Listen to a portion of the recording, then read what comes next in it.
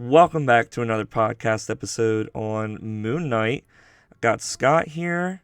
Hello, hello. There he is. Going to talk about episode 2 of Moon Knight.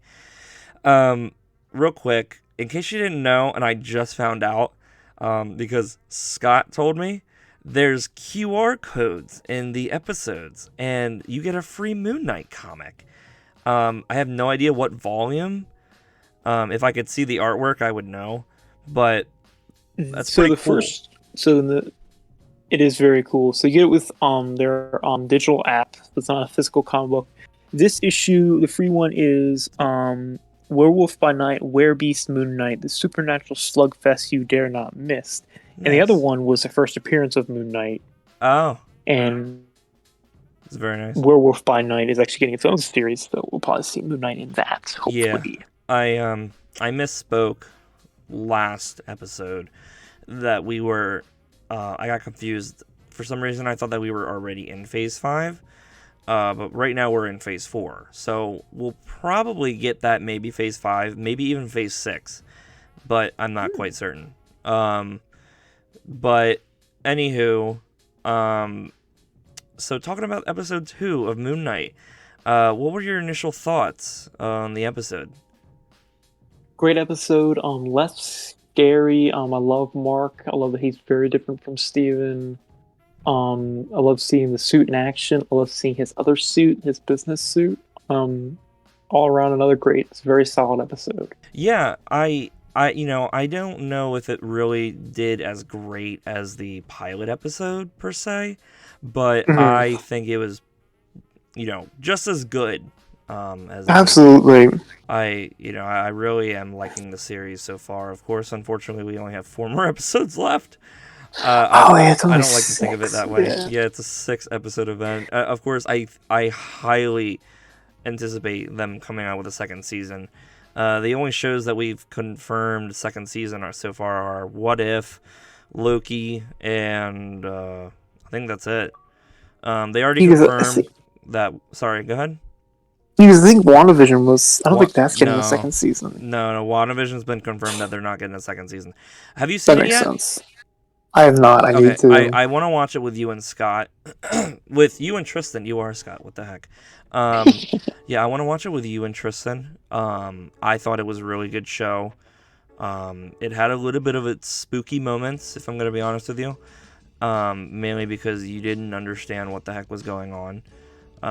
Which is always, in a certain sense good, because then it's like, all right, this is kind of creepy, But eventually, it's not so creepy when they don't tell you what it is, at the end of the show or whenever. But at the end, like towards the end of the show, they give explanations as to what is what, which is good. So, going into this first episode, of course, it kind of starts off almost like the beginning, the beginning of episode 1, where he wakes up in his bed. I kind of thought maybe it was going to start off, resume right from the episode, the ending of episode 1. Thought maybe it was going to go beat up Arthur, which is Ethan Hawke's character. I'm finally able to keep his character's name in my head. But nonetheless, no, that's not what happened. So, he goes to work, and as soon as he was walking up to the monitors, I had a theory that, like, hey, that guy, the security guard, is not going to see the monster. The jackal is what he called it. I've seen them before in like Egyptian lore and stuff, but like I didn't really remember a name to go with it, but they are called jackals. Later on in the episode, we figure out where they come from. But of course, we were correct, and the security guard didn't see anything on the tape. It was just like it was invisible. And then we see later in the episode, another jackal comes out of nowhere. Well, not out of nowhere, we figured out, but we'll get to that later. But he's attacking Mark and Layla. We finally get a face with Layla as she like almost runs over Steven, like in the middle of the road. What was she? She was his wife, but she was Mark's She was his wife. She was Mark's wife that he's planning on divorcing. Right. And did you talk about the storage locker? No. He went to a storage locker, and that's where he had a full-fledged conversation with Mark. And it was a really great scene, I think, because then, they of course just told us, for all the people that don't know who Moon Knight is or what, Moon Knight is or anything about him, they just kind of gave us everything.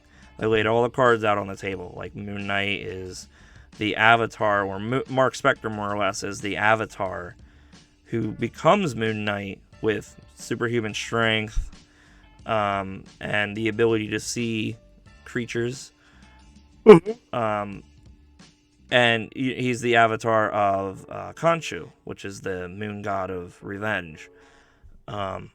So yeah, we got a little bit of that knowledge going in. I'm glad that they didn't tell us like episode 5. Yeah, honestly. Most of these shows that have been coming out have, in my opinion, have not been starting out solid. I agree.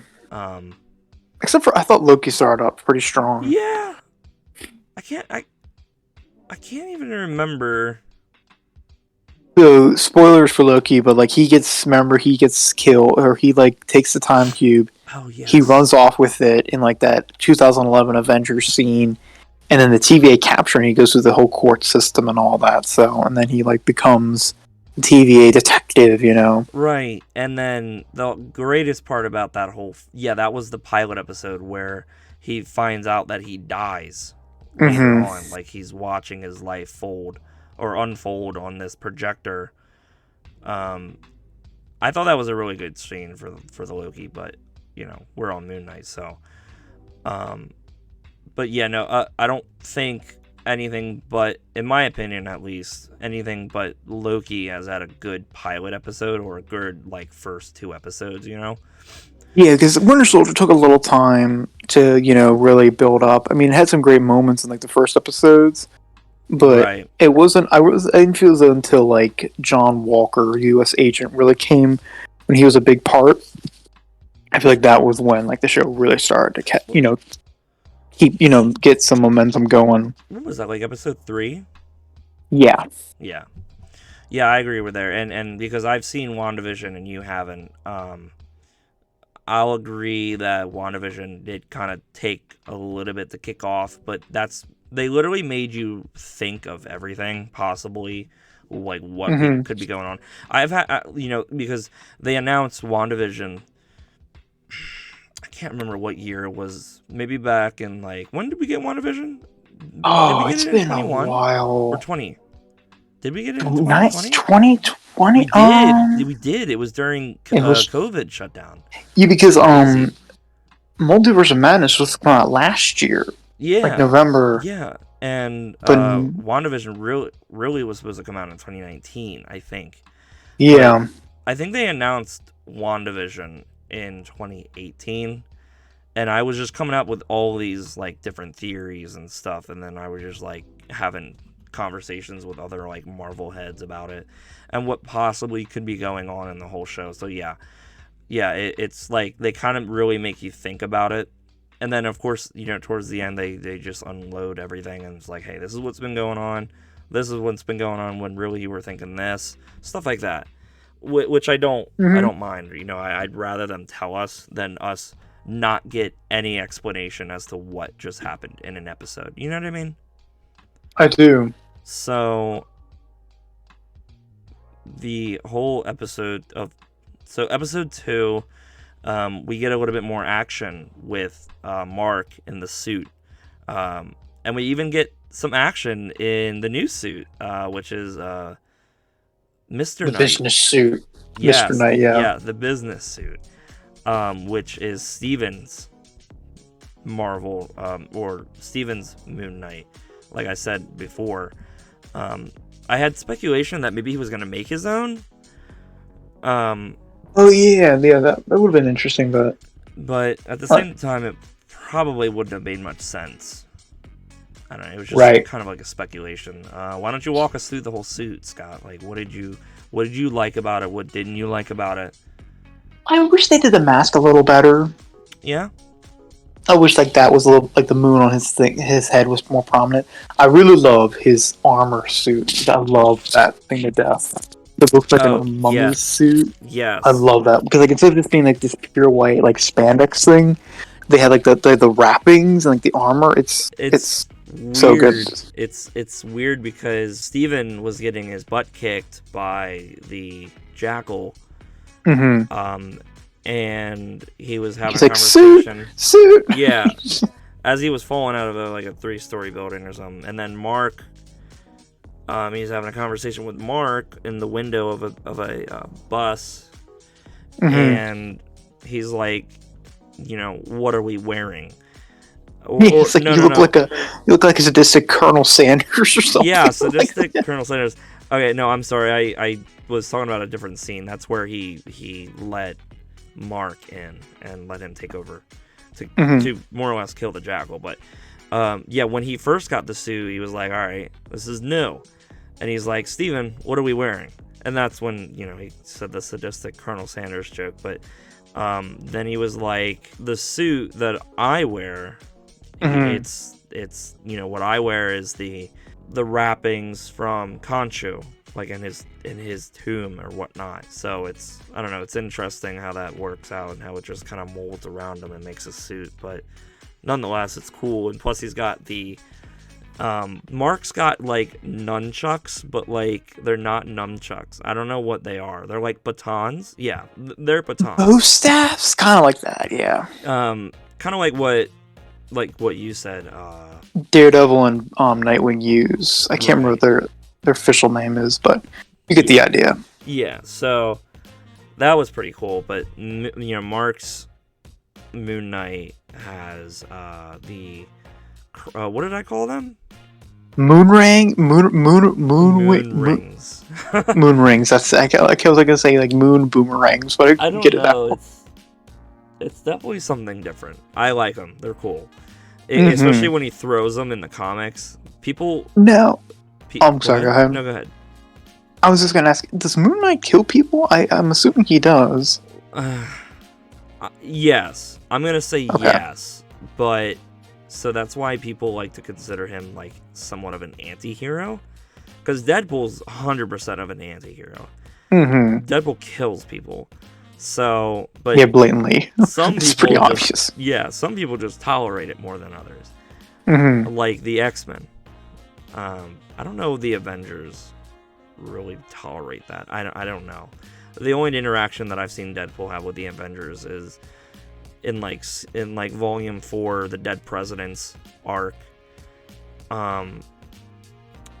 where he finishes doing a job. I won't spoil it too much in case you decide to read it, but he finishes up a job like 10 comics later, and Captain America and like basically I feel like other Avengers come out of nowhere and they think that they're gonna like he thinks that they're gonna congratulate him.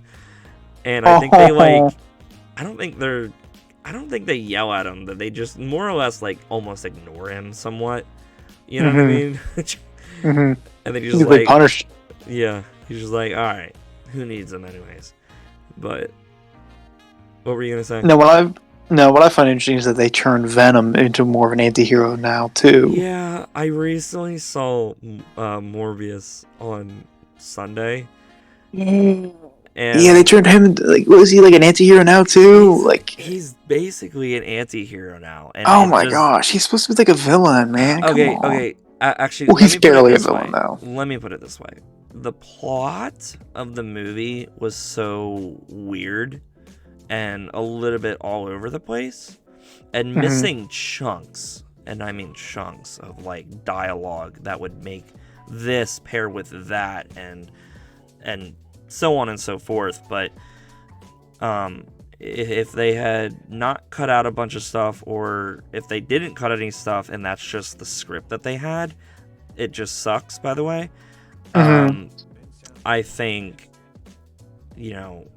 that's kind of what made him seem to be like an anti-hero, because of like the things that he was doing in the movie and the pieces of dialogue that should have been there but doesn't exist. We don't really know. I don't know if they cut stuff from the movie. It was only like, actually, I don't even know how long the movie was. It felt really short, but you know, I mean, they can make a movie a masterpiece if they have, you know, all the dialogue there and just all shoot the right scenes that make sense. You know, like they were shooting scenes that didn't fit, didn't make sense or anything. Well, But, apparently Jared Leto was like really hard to work with because he like refused to get out of character. oh, Like even really? use the bathroom. Yeah, it was like this like they had to like wheelchair him to like the bathroom. What? Like Why? everything. Yeah, because like the character apparently has crutches or something, and he didn't like. Yeah. He didn't want to break that, so like they literally and he didn't want to break character because he's a method actor. He's like, you know, and like the compromise was like, okay, we're just gonna wheel you in with a wheelchair to use the bathroom. Like, come I'll on. tell you who's like the worst, or not the worst, but he's like so over the top with it that he's like the worst, is Shia LaBeouf. Yeah, I agree with you Dude, there. I think he was in the movie Fury, and Yeah. he got that whole back tattoo or like chest tattoo Hmm. because of that movie. Or no, I'm sorry, that was a different movie. He was I don't remember what the movie was, but he was in like a gang in the movie, and he got like a biker gang almost. And he got a whole tattoo, like his whole Oh my chest gosh, is that's tattooed. insane. It's either his chest or his back. I can't remember, but it's just really insane. I think there's a movie that either came out or it's going to come out. Correct me if I'm wrong, and I'm sorry if I'm wrong. Where Shia LaBeouf apparently had like a really bad childhood. So in this movie, Shia LaBeouf plays his dad, and then they have someone else playing, you know, younger Shia LaBeouf. So like, it's like he had to become a method actor for that role too, or like he was method acting for that role too, and it just like didn't go too well or something. I don't know, but it's just like I don't know. Anyways, back to Moon Knight. Anyways, back to Moon Knight. Where did we leave off? We were talking about the new suit. Yeah, the new suit. It's definitely comic book accurate, obviously. You know, maybe with a little bit of a, not a twist, but like maybe their own little, they put their own little ideas into there, like the stitching on the mask itself isn't in the comic. I don't think when Mark ever inherits or takes over the body, at least, I don't think he's ever going to be Mr. Knight. I think it's always just Moon Knight. So I think they each have their own version. I'm not even sure at this point if we're even I don't think we're going to get to see Jake Lockley. So I don't know. It's just kind of like a theory of mine because everything that, you know, we've been told in this episode, and then the theories, you know, I think me and you were coming up to the same theory. Of course, you can tell me a different one if you have it, but my theory is that in the comic books, Mark Spector was like raiding a tomb with some other mercenary, and that mercenary betrayed him and left him there to die. And then Khonshu came up and was like, "Hey, I'll give you life if you do my bidding," basically. So henceforth, he became his avatar, inheriting the power of Moon Knight and, you know, the suit and the super strength and whatnot. So in this show, of course, they have, you know, pretty nice twists. I like the twist that they've got going. In this show, I'm thinking something along the lines of that happened, except he wasn't betrayed by another mercenary. Maybe he was, and maybe we'll get like a cameo. But yeah, it could be him. It could be Ethan. You know, our main villain. Well, apparently Ethan was also a avatar for Khonshu. Don't know what happened there. I don't know either. But I don't know. But my theory is that, you know, something along the lines of that possibly happened to Mark, and he either raided Khonshu's tomb or was just placed in Khonshu's tomb as he was about to die. And Khonshu was just like, "Hey, do my bidding," like he did in the comics. So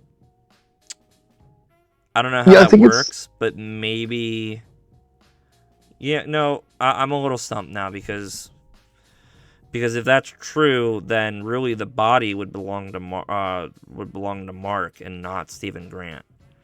Right. So I don't know. Maybe he somehow placed Mark's consciousness.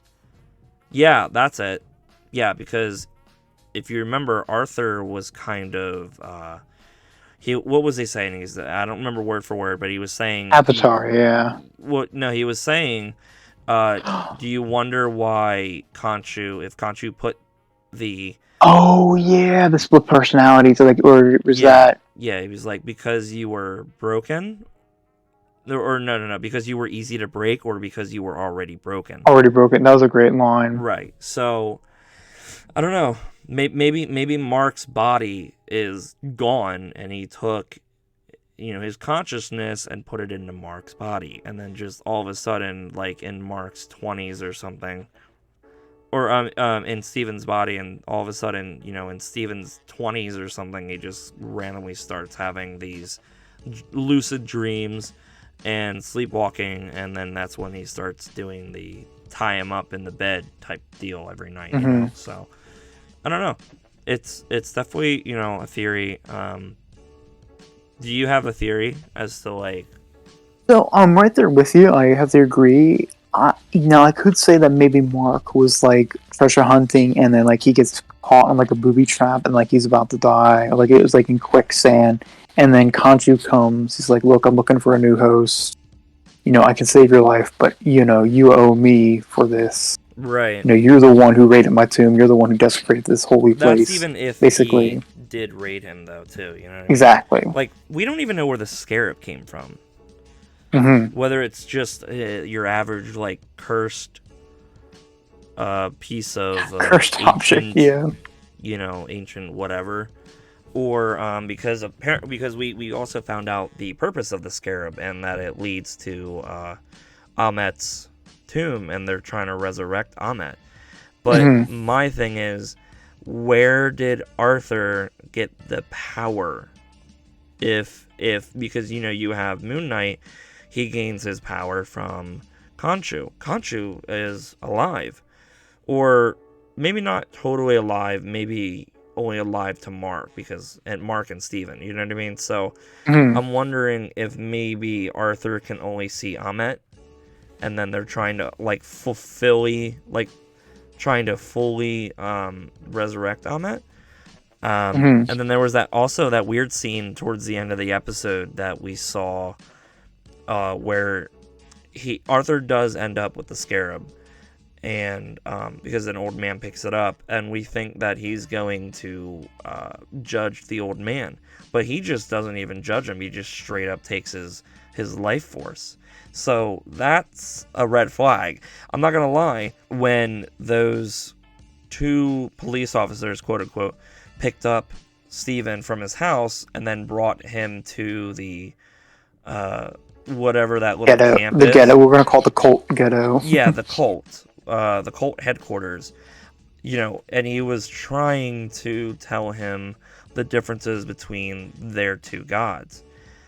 And I was like, okay, I can kind of get behind both, because Khonshu kills people that have already been done wrong, and then you have Ammit, which seeks wrong before it's committed.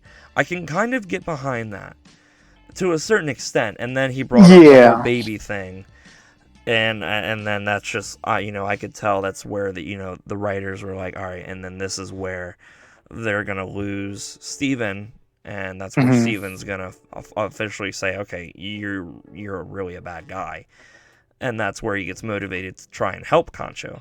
So it's definitely an interesting philosophy. Like, do you stop it before it starts, or do you let it happen and then kill it? That's true. I mean, I guess you would have to say, like, if you're watching it getting ready to happen and something's gonna happen because you have a bad feeling about it. But sometimes you can't even go off of gut feelings. Exactly. Sometimes you really need to see it happen before you can really judge someone. But that's just any different people's opinions and such. But so those two gods, I guess they kind of like rival each other almost. But maybe we'll get to see Ammit get resurrected, and then Khonshu and Ammit could like duel it out. But that'd be cool.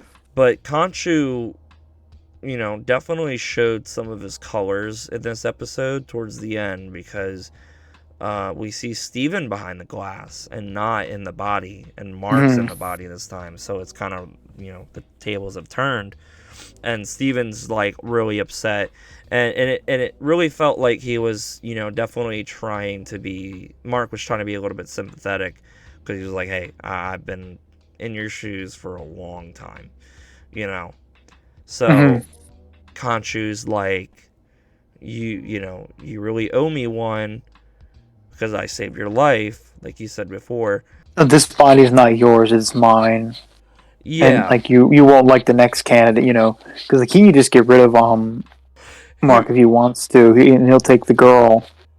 Right, because that's what he was hinting at. He was like, listen, she's dear to you. If you really, don't want to see her suffer, do as I say.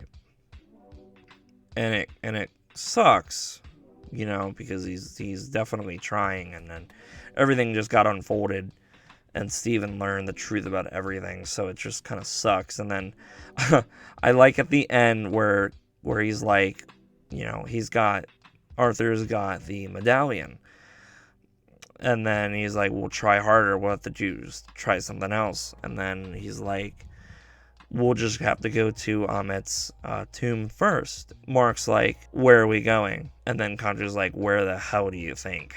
And then I'm like, yeah, we're going to Egypt. And then lo and behold, the next scene, he wakes up in Egypt. It's great. It's like where it all began. Hypothetically. Yeah. I mean, I don't know where it would really begin, but I wonder if, since we're in Egypt, or if we're going to get like a flashback to like what happened, like his origin story. I really do hope so. I mean, I don't think they won't do it, because it wouldn't make much sense to not show us what happened. Mm-hmm. But, they're on a good streak so far. I really do like this show so far. I think it's really I do too. It's shockingly good. They've definitely really improved the writing. Oh yeah. And just all around just better. The mature content, especially, it's not babyfied. I wonder if Kevin Feige had to like really talk to some people at Disney for this to happen. I'm glad that it's happening, and I hope it happens to other shows in the future. I'm just, I did too, and I hope this opens the door for more mature content on Disney. It's basically all Disney stuff, which is very clean and very good.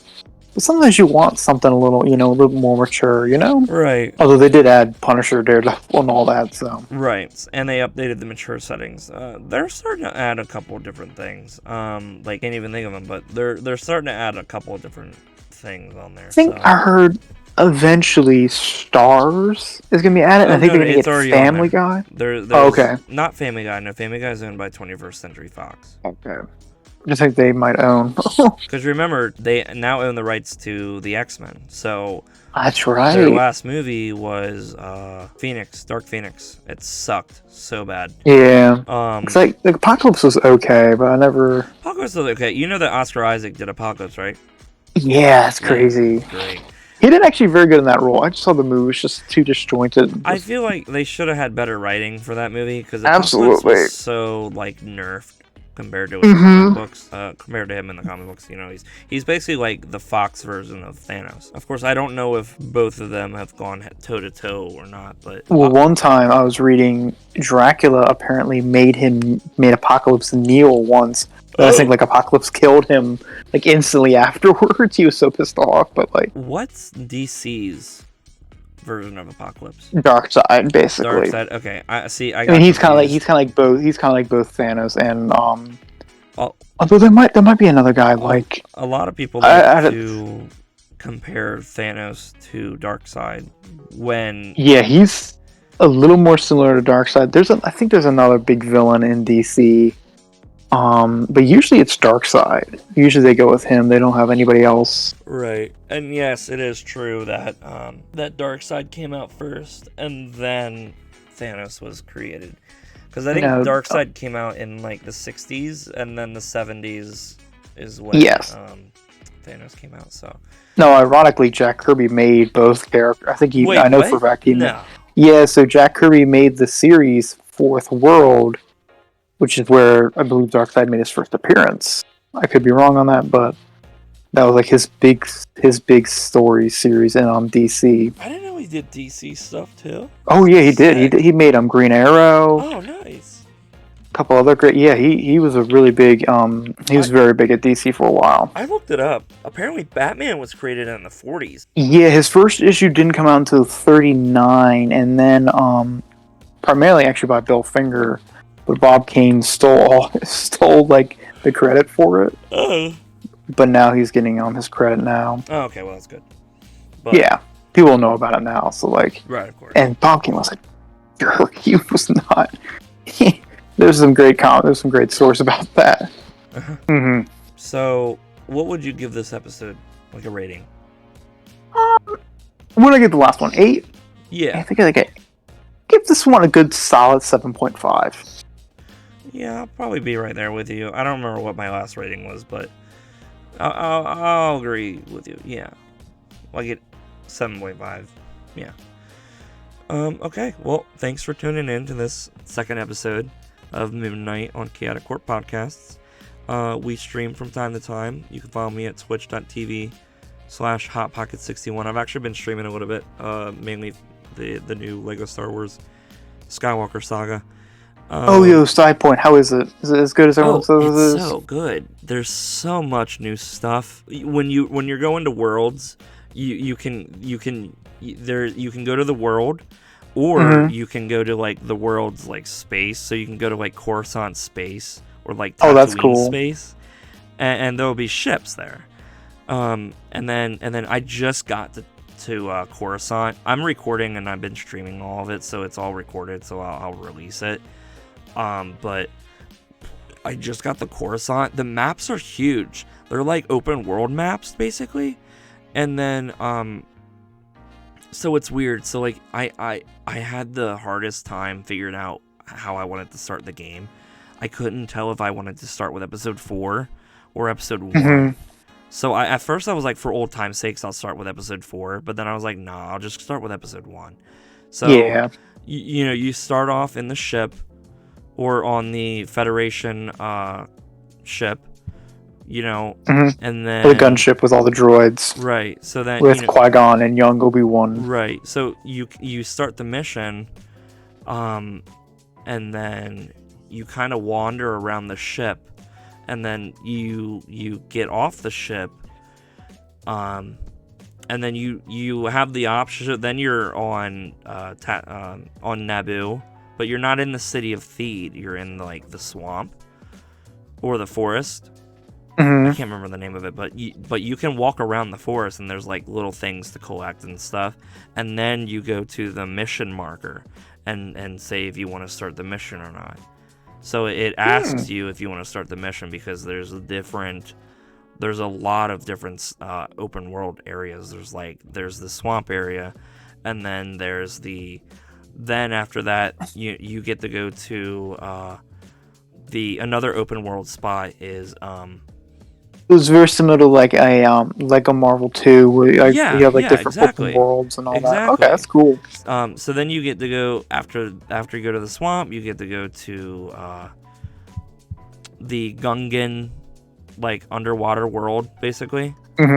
So the Gungan city, that place is huge. You get to go like everywhere in there and collect stuff, and then the next, it's not really a mission, but it's like you get to say like, do you want to continue with the first episode, and then you get to talk to obviously the people, and they're like, all right, we're not gonna side with Naboo, and then you take a ship to go up into Naboo. I wandered around Naboo for like half an hour, and then I started the next mission.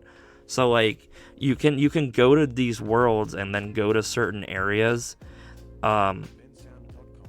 which is really cool. And then they went to like 3 different worlds. They went in episode 1. They went to Coruscant. I was able to go into the Jedi Temple. I was able to go into the Senate building. Saw Palpatine and all of them, And then I was able to. It's So like in the first, Naboo, Tatooine, and Coruscant are that's the it. main locations. Yeah, and that's it. That's it for the first episode. So like I've already discovered those 3 areas and many areas within them. Of course, Coruscant is just one big city, but within the Naboo, there's like 3 different areas. There's the city of Theed, the swamp area, and then the Gungan like city. So that's like 3 areas, open world areas that you get to explore. And then of course you can just easily replay the missions too. Free play. I've almost completed episode 1. I just defeated Maul. So I'm now I'm playing as Jar Jar Binks, and I'm about to go to war to destroy or to help fight the droids. And then I think after that is where you get to fly as young Anakin into the Trade Federation ship. So it's a lot of fun. It's honestly a lot of fun. There's already a glitch in the game, and I messed around with the cloning glitch. Yes, the cloning glitch, because I got the more expensive version, as I'm gonna say, the collector's edition or whatever, the deluxe edition, where you get all the character paps. So where you play as Mando, and then you just switch out Baby Yoda for another Mando. So it's a lot of fun. Someone they went to Coruscant and they played as Anakin, and they completed episode 2, so they had the clone troopers as like a buyable character or unlockable character, and they just kept doing it and changed them all into clone troopers. So then they were just marching on Coruscant into the Jedi Temple. Oh my gosh! And they had the thing playing in the background. It was really funny. But yeah, that's great. We better end this. Yeah, we better end this. So yeah, I've been it's a great game. It honestly, I really highly recommend it. We do have a Discord. Go follow us on the Discord, or go join the Discord. We have a Reddit. Not too many people have joined that yet. We're still trying to build it. And of course, we're on Spotify. Scott, I know you have a couple things that you want to put in there. You can find me here at the ChaoticCorp YouTube page or on Instagram at s.simpson21. Peace out, y'all.